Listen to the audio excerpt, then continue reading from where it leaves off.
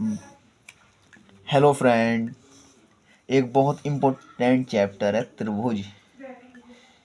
त्रिभुज अधिकतर क्लासों में होता ही है, यानी कि 6 क्लास में भी था, 7th में भी था, 9th में भी है, 10th में भी। लेकिन 10th में जो है त्रिभुज एक 9th से थोड़ा अलग है, क्योंकि 9th में होता त्रिभुज के बारे में सर्वांग समता थी। लेकिन अब हमारी जो त्रिभुज है इसमें समरूपता की कसौटियाँ हैं। अब हम त्रिभुज के पहले जो बेसिक है उसको बता देते हैं। त्रिभुज कितने प्रकार के होते हैं?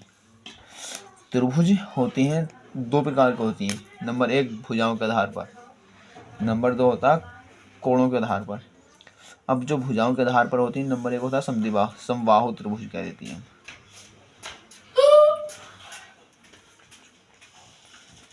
समबाहु त्रिभुज एक ऐसा त्रिभुज, समबाहु त्रिभुज होता है जिस त्रिभुज की सभी भुजाएं बराबर हों, यानी कि ये भुजा भी ए है तो ये भी ए है, ये भी ए मान लेते हैं। अब इसका नाम दे देते ए बी सी।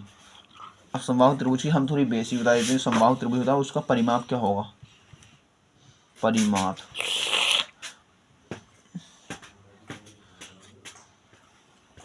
परिमाप होता है समबाहु त्रिभुज का 3a, यानी कि तीनों भुजाएं गुणा 3 से कर दो।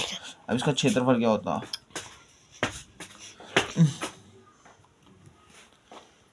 समबाहु त्रिभुज का क्षेत्रफल होता है √3/4a²। अब यहाँ a जो है भुजा है, यहाँ पर a जो है भुजा, इसमें भी ये भुजा है। अब इसके बाद आता है समबाहु त्रिभुज का मतलब समझ गए हो, बिल्कुल पक्का क्लियर हो चुका होगा। इस तरह आता है विषमबाहु त्रिभुज। समद्विबाहु यानी कि समद्विबाहु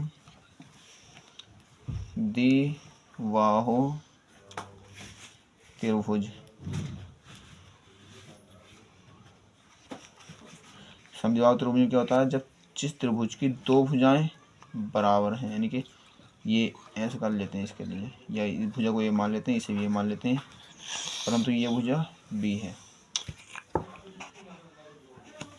ये होती है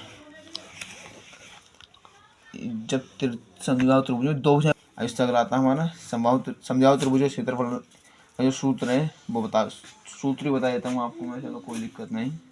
यह परिमाप भी बता देता हूँ। परिमाप बराबर होता है तीनों भुजाओं का योग, यानी कि a + b + c। परिमाप का मतलब होता है तीनों भुजाएं हमारी उसका योग।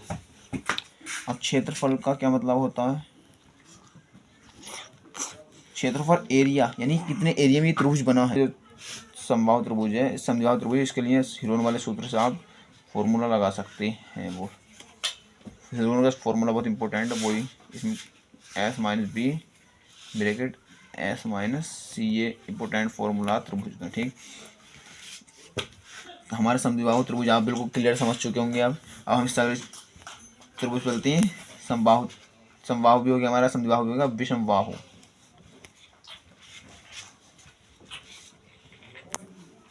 अब मैं आपके लिए समद्विबाहु त्रिभुज जो है एक ट्रिक बता देता हूँ, जो कि समद्विबाहु त्रिभुज आप जो कभी कॉम्पिटेटिव एग्जाम में क्वेश्चन आ सकता है। तो ये यानी कि बहुविकल्पी में, यानी कि यहाँ पर लंब डाल के भी इस त्रिभुज का क्षेत्रफल लगा सकते हैं, यानी कि 1/2 वाले से ही।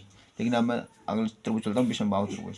विषमबाहु त्रिभुज जिस त्रिभुज की कोई भुजाएं बराबर नहीं हो उसे विषमबाहु त्रिभुज कहेंगे, यानी कि ए है, ये भी बी है, ये भी सी है।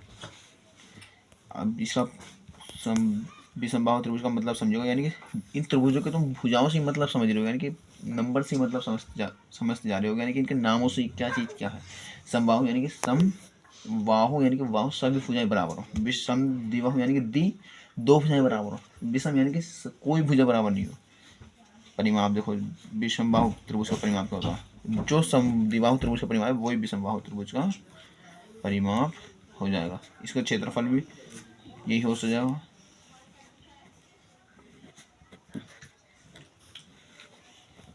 s - a, s - b, s - c। ये आप लोगों ने सभी लोगों ने 9th में पढ़ा, बहुत इम्पोर्टेंट हिरोन का सूत्र है। अब मैं इस अगले चलता हूँ। हमारा क्या हो गया? कोणों के आधार पर क्या होते हैं? कोणों के आधार पर सबसे पहला होता है न्यून कोण।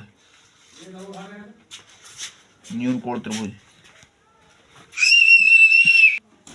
न्यून कोण त्रिभुज का मतलब है कि एक कोण, कोई सा कोण भी 90 और 0 के बीच हो, उसे न्यून कोण त्रिभुज कहते हैं।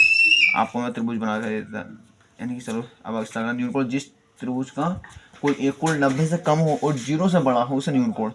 अब इसके बाद आता अधिक कोण त्रिभुज, यानी कि त्रिभुज अधिक कोण त्रिभुज, त्रिभुज के स्टेज से दर्शाती हैं। अधिक कोण त्रिभुज यानी कि जिस त्रिभुज का एक कोण 0 और यानी कि 90 और 80 के बीच से अधिक कोण कहती हैं। अब इससे अगला आता है समकोण, जिस मैं ऐसी भाषा में बोल देता हूँ, यानी कि समकोण त्रिभुज।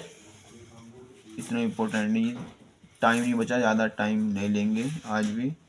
समकोण त्रिभुज एक ऐसा कोण जिसका एक कोण 90 डिग्री हो, यानी कि 90 डिग्री इस तरह से बता सकता हूँ। अधिक कोण यानी कि 90 से बड़ा 180 से कम, इस तरह से मैं सकता हूँ। ठीक, ये आपको इंपॉर्टेंट है। अब मैं कल को एक क्लास और शुरू करूँगा हाई स्कूल की, जो है वो समरूप त्रिभुज क्या होता है उसके बारे में बताऊँगा डिटेल से सभी समरूप। आज के लिए बाय बाय। वीडियो को लाइक करने कैसी लगी।